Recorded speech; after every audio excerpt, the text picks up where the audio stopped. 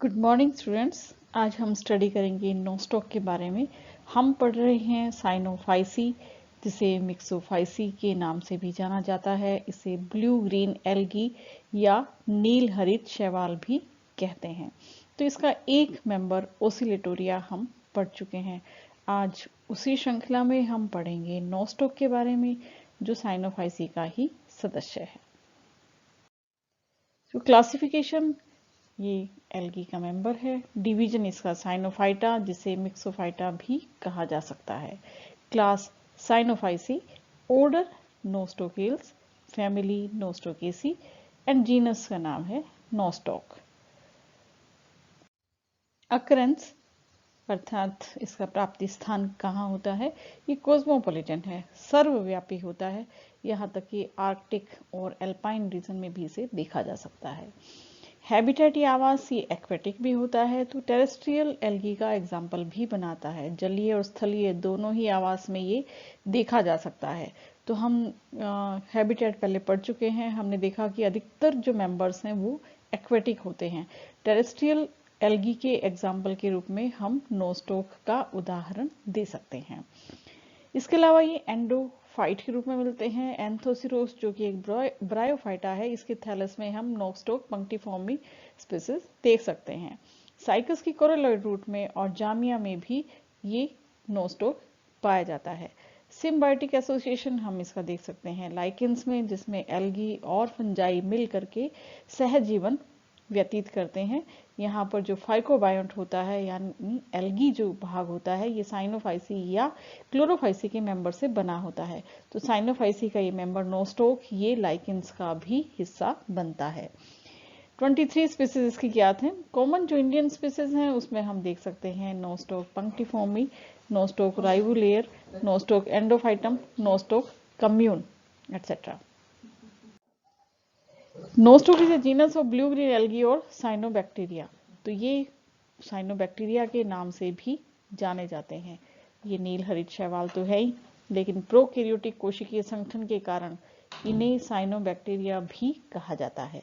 They are prokaryotic and perform photosynthesis. तो prokaryotic हैं, जिसमें न्यूक्लियस जो है वो इंसिपिएंट न्यूक्लियस होता है, प्रिमिटिव टाइप का न्यूक्लियस होता है, ऑर्गेनाइज नहीं होता, संगठित नहीं होता है। तो इस तरह का न्यूक्लियस होता है, इसलिए इसे प्रोकैरियोटिक कोशिकीय संगठन कहा जाता है। और ये फोटोसिंथेसिस दर्शाते हैं, लेकिन इनमें प्रकाश संश्लेषण पाया जाता है। They are found mainly in fresh water as free living colonies और अटैच टू रॉक्स और at the bottom of lakes. ये फ्रेश वाटर में फ्री लिविंग के रूप में हो सकते हैं, फ्रीली पाए जा सकते हैं, लेकिन चट्टानों से भी ये अटैच हो सकते हैं। इसके साथ ही जो झील हैं उनकी बॉटम में भी पाए जा सकते हैं। साथ ही इन्हें हम ट्री ट्रंक्स, जो वृक्ष हैं उनके तनों पर भी देख सकते हैं।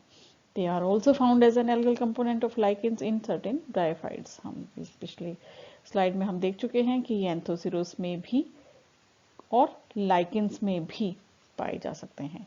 They are capable of nitrogen fixing and perform photosynthesis. इनमें नाइट्रोजन को फिक्स करने की क्षमता होती है, फोटोसिंथेसिस पाया जाता है। They are also present as an endosymbiont to fungus. Fungus के अंदर भी एंडोसिम्बायोंट के रूप में ये देखे जा सकते हैं।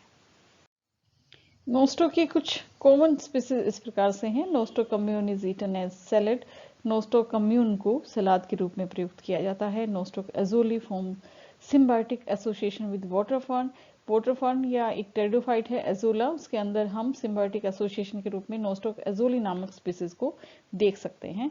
इसी प्रकार Nostoc punctiforme form symbiotic relationship with Anthoceros and other higher plants.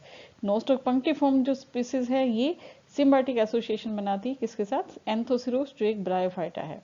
तो यहाँ ब्रायोफाइटा के साथ नोस्टॉक एजोली टेरिडोफाइटा के साथ सिम्बायोटिक एसोसिएशन बनाती है। Nostoc flagelliform is known as fat choy. It is used as a vegetable in China. Nostoc flagelliform को China में वेजिटेबल के रूप में प्रयुक्त किया जाता है और इसे फैट चॉय के नाम से जाना जाता है। Nostoc pruniforme forms very big colonies. Nostoc की pruniforme जो स्पीसीज है बहुत बड़ी साइज की कॉलोनीज का फॉर्मेशन करती हैं। यहाँ इस पिक्चर में हमें दिखाई दे रही हैं नोस्टॉक की कॉलोनीज। नेचुरल हैबिटेट में हम इस तरह से जेली के समान बॉल लाइक जो स्ट्रक्चर हैं नोस्टॉक की कॉलोनीज की देख सकते हैं। माइक्रोस्कोप में हमें नोस्टॉक के इस तरह से फिलामेंट्स दिखाई देते हैं। तो ये तो है, यदि हम इसे बिना माइक्रोस्कोप के देखें तो हमें इस तरह से ये स्ट्रक्चर दिखाई देती है जेली के समान, और अंडर द माइक्रोस्कोप हम इसे फिलामेंटस फॉर्म्स में देख सकते हैं, जो कि यहाँ पर माला के मोतियों की तरह या मनकों की तरह हमें दिखाई दे रहे हैं। बीडेड फॉर्म में ये फिलामेंट्स हमें दिखाई दे रहे हैं। ये रॉकी हैबिटेट में हमें दिखाई दे रहा है किस तरह से जेली के समान स्ट्रक्चर यहाँ पर पाई जाती है। और ये इसकी माइक्रोस्कोपिक स्ट्रक्चर, माइक्रोस्कोप में हमें ये बिल्कुल माला के मनकों की तरह फिलामेंट्स दिखाई दे रहे हैं। कुछ बड़े साइज की इसमें स्ट्रक्चर होती हैं, ये सेल्स हेट्रोसिस्ट के नाम से जानी जाती हैं। तो नोस्टॉक के फिलामेंट कंटोर्टेड होते हैं। ये यहाँ पर कुछ बड़ी सेल्स हैं जो कि हेट्रोसिस्ट को रिप्रेजेंट करती हैं। तो हमें स्लाइड में या माइक्रोस्कोप में इस तरह के स्ट्रक्चर्स दिखाई देती हैं। तो इन बिल्कुल जो डॉट डॉट फॉर्म है या माला के मोतियों की तरह जो फॉर्म है, इससे हमें नोस्टॉक के फिलामेंट को पहचानना होता है। न्यूमरस फिलामेंट्स इन film gelatinous matrix forming colonies. यदि फिलामेंट्स के अंदर बाहर की तरफ स्पष्ट शीथ नहीं पाई जाती तो हम उसे ट्राइकोम कहते हैं। यहाँ पर बहुत सारे फिलामेंट्स जिलेटिनस मैट्रिक्स में घिरे हुए रहते हैं और ये कॉलोनी का फॉर्मेशन करते हैं। प्रत्येक फिलामेंट के चारों ओर भी म्यूसिलीज की शीथ पाई जाती है। कॉलोनी का जो साइज है माइक्रोस्कोपिक टू मैक्रोस्कोपिक हो सकता है। ये मटर के दाने के समान या प्लम के समान लगभग 8 सेंटीमीटर डायमीटर की कॉलोनी शो करते हैं। कॉलोनी का कलर जो है वो ऑलिव ग्रीन से लेकर के ब्लू ग्रीन कलर हो सकता है। इसकी शेप ये बॉल लाइक हो सकती हैं, ये इरेगुलर शेप की हो सकती हैं, या ये जेली लाइक सब्सटेंसेस शो करती हैं। फिर है इसका थैलस स्ट्रक्चर। तो ये कॉलोनी के रूप में पाई जाती हैं। ये हमें दिखाई दे रही नोस्टॉक की ये कॉलोनी है, इसमें बहुत सारे फिलामेंट्स होते हैं नोस्टॉक के इस तरह के स्ट्रक्चर के। बोल like colony is enveloped bye gelatinous sheath. ये जो बोल लाइक कॉलोनी है ये एक शीथ के द्वारा घिरी रहती है। Balls are greenish to bluish green in colour. Each colony contains thousands of straight और ट्विस्टेड फिलामेंट्स और ट्राइकोम्स। तो प्रत्येक कॉलोनी में इस तरह के बहुत सारे ट्विस्टेड या स्ट्रेट फिलामेंट्स पाए जाते हैं। Each trichome is surrounded by its individual sheath and called the filament. प्रत्येक जो ट्राइकोम होता है इसके चारों तरफ इसके स्वयं की एक शीथ पाई जाती है और इसलिए इसे हम फिलामेंट कहते हैं। A trichome is contorted and consists of many cells arranged in a beaded manner. ये contorted होता है और बहुत सारी सेल्स बीड्स की तरह या मनकों की तरह, मोतियों की तरह दिखाई देती हैं, व्यवस्थित रहती हैं। तो ये हमें स्ट्रक्चर इसकी दिखाई देती है नेचुरल हैबिटेट में, और ये माइक्रोस्कोप के अंदर हम इस तरह की स्ट्रक्चर इसकी देखते हैं। Each cell is somewhat cylindrical or spherical in shape. In filaments there are present some large spherical or cylindrical colorless empty cells called heterocyst. Nostoc के फिलामेंट की खास बात यह है कि इसके फिलामेंट के बीच में कुछ सेल्स बड़े साइज की होती हैं जो कि गोलाकार हो सकती हैं या सिलिंड्रिकल हो सकती हैं। ये कलरलेस होती हैं और इन सेल्स को कहा जाता है हेट्रोसिस्ट। तो फिलामेंट के बीच में कुछ बड़ी साइज की सेल्स जो दिखाई देती हैं उन्हें हेट्रोसिस्ट कहा जाता है। हेट्रोसिस्ट्स आर जनरली इंटरकैलरी। जनरली ये फिलामेंट के बीच में पाए जाते हैं, इंटरकैलरी होते हैं, लेकिन जो यंग कंडीशन जब होती है इसकी कॉलोनीज की तो उनके फिलामेंट्स में ये टर्मिनल हो सकते हैं, अंतस्थ सिरे पर पाए जा सकते हैं। सबसे जो दूरस्थ भाग है वहां पर हेट्रोसिस्ट हो सकते हैं। सामान्यतः ये इंटरकैलरी होते हैं, फिलामेंट के मध्य में पाए जाते हैं। 2 polar nodules are present in each heterocyst. Heterocyst में 2 पोलर नोड्यूल पाए जाते हैं। Some cells of the filament become enlarged and filled with the food material. These thick-walled cells are called akinets. Heterocyst के साथ ही हमें फिलामेंट के बीच में कुछ ऐसी सेल्स भी दिखाई देती हैं जो काफी मोटी भित्ति वाली होती हैं, काफी बड़े साइज की हो जाती हैं। इनमें स्टोर्ड फूड भरा रहता है। इन सेल्स को हम कहते हैं एकाइनेट्स या निश्चेष्ट बीजाणु। Akinetes are generally present in chain. Generally ये एकाइनेट्स यानी श्रेष्ठ बीजाणु एक श्रृंखला में पाए जाते हैं। तो इस पिक्चर में हमें ये दिखाई दे रही हैं बड़ी साइज की सेल्स जिन्हें एकाइनेट्स या निश्चेष्ट बीजाणु कहते हैं, और ये है हेटेरोसिस्ट जिसमें हमें दोनों किनारों की तरफ पोलर नोड्यूल्स दिखाई दे रहे हैं। एक बार फिर से इस पिक्चर में हमें वेजिटेटिव सेल्स, हेटेरोसिस्ट और एकाइनेट्स दिखाई दे रही हैं। हेटेरोसिस्ट पोलर नोड्यूल दोनों किनारों की तरफ, क्योंकि ये इंटरकैलरी है कोशिकाओं के बीच में या फिलामेंट के मध्य में ये स्थित है हेटेरोसिस्ट, तो दोनों ही किनारों पर इसमें हमें पोलर नोड्यूल दिखाई दे रहे हैं। और ये है स्टोर्ड फूड मटेरियल के कारण काफी मोटी भित्ति वाली संरचना जिसे हम निश्चेष्ट बीजाणु या एकाइनेट कहते हैं। नेक्स्ट है cell structure. Cell wall is composed of mucopeptide, क्योंकि ये प्रोकैरियोटिक है तो यहाँ पर म्यूकोपेप्टाइड से बनी हुई कोशिका भित्ति पाई जाती है। Protoplast shows the typical myxophycean structure. यहाँ पर हम देखते हैं प्रोटोप्लास्ट में जो इनर सेंट्रोप्लाज्म है, न्यूक्लियस या न्यूक्लिक मटेरियल इसमें पाया जाता है, ये कलरलेस होता है, और बाहर की तरफ परिधि की तरफ हमें पिगमेंटेड क्रोमोप्लाज्म दिखाई देता है, क्योंकि इसमें पिगमेंट्स स्थित होते हैं। तो बाहरी क्षेत्र जो है पिगमेंट्स की यहाँ कंसंट्रेशन ज़्यादा होती है, तो ये पिगमेंटेड क्रोमोप्लाज्म ये कहलाता है, और अंदर का भाग रंगहीन होता है, सेंट्रोप्लाज्म कहलाता है। इन द क्रोमोप्लाज्म पिगमेंट्स प्रेजेंट होते हैं, प्रोटीनेशियस साइनोफाइसिन ग्रेन्यूल्स पाए जाते हैं और साइनोफाइसिन स्टार्च ग्रेन्यूल्स भी इसमें मिलते हैं। तो जो क्रोमोप्लाज्म या परिधीय भाग है उसमें हमें पिगमेंट्स तो दिखाई देते ही हैं, साथ ही हमें प्रोटीनेशियस ग्रेन्यूल्स जिन्हें हम साइनोफाइसिन ग्रेन्यूल्स कहते हैं वो भी इसमें पाए जाते हैं। साइनोफाइसिन स्टार्च भी ग्रेन्यूल्स के रूप में इसमें स्थित होती है। जबकि जो सेंट्रोप्लाज्म है इसमें इंसिपिएंट न्यूक्लियस पाया जाता है, प्रिमिटिव टाइप का न्यूक्लियस देखा जा सकता है। ओसिलिटोरिया में भी हम इसे पढ़ चुके हैं। तो इस तरह से नोस्टो के अंदर हमें सिंगल वेजिटेटिव सेल और हेटेरोसिस्ट इस पिक्चर में दिखाई दे रही हैं। ये वेजिटेटिव सेल है, बाहर की तरफ पिगमेंटेड जो पार्ट है वो दिखाई देता है, और अंदर की तरफ जेनेटिक मटेरियल इसमें पाया जाता है। और ये हेटेरोसिस्ट जिसमें दोनों तरफ हमें दो पोलर नोड्यूल दिखाई दे रहे हैं। ये दूसरी कोशिकाओं की जो पार्ट हैं वो दिखाई दे रहे हैं, ये पोलर नोड्यूल दोनों सिरों पर स्थित होते हैं। और आइए अब बात करते हैं हम रिप्रोडक्शन की। नोस्टॉक रिप्रोड्यूस वेजिटेटिवली और asexually by spore formation. Cyanophyceae या मिक्सोफाइसी क्लास के अंदर सेक्सुअल रिप्रोडक्शन नहीं पाया जाता है, केवल कायिक या फिर अलैंगिक जनन ही देखने को मिलता है। ओसिलिटोरिया में सिर्फ कायिक जनन पाया जाता है। यहाँ पर हमें नोस्टॉक में कायिक और अलैंगिक जनन दोनों तरह की रिप्रोडक्शन टाइप देखने को मिलती हैं। नोस्टॉक रिप्रोड्यूस वेजिटेटिवली और एसेक्सुअली बाय स्पोर फॉर्मेशन। या तो कायिक जनन होता है या फिर स्पोर फॉर्मेशन के द्वारा ये अलैंगिक जनन शो करता है। The vegetative reproduction is by fragmentation. इसमें जो कायिक जनन है वो फ्रेगमेंटेशन के द्वारा होता है, विखंडन के द्वारा होता है। Small colonies can grow attach to a large colony and later form separated colonies. छोटी छोटी कॉलोनियां जो कि लार्ज कॉलोनी से जुड़ी रहती हैं और बाद में सेपरेट होने के बाद अलग कॉलोनी बना लेती हैं। Hormogonia short and free filaments. Hormogonia का फॉर्मेशन यहाँ भी होता है।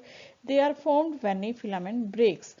जब फिलामेंट टूट जाता है अनेक टुकड़ों में तब उनसे होर्मोगोनिया का फॉर्मेशन होता है। It retains a gelatinous sheath. इनके चारों तरफ जिलेटिनस शीथ पाई जाती है और नए ट्राइकोम्स इनके अंदर डेवलप हो जाते हैं।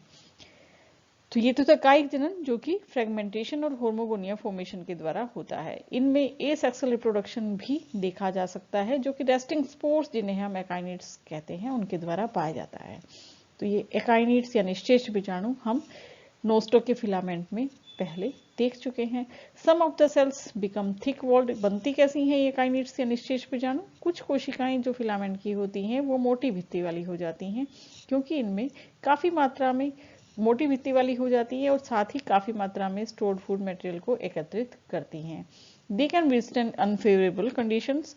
तो ये काफी लंबे समय तक जो अनफेवरेबल कंडीशंस हैं उनमें जीवित रह सकती हैं। Under favourable conditions they germinate to form a new filament, और जब जैसे ही अनुकूल परिस्थितियां आती हैं तब ये जर्मिनेट होकर के नया फिलामेंट बना देती हैं।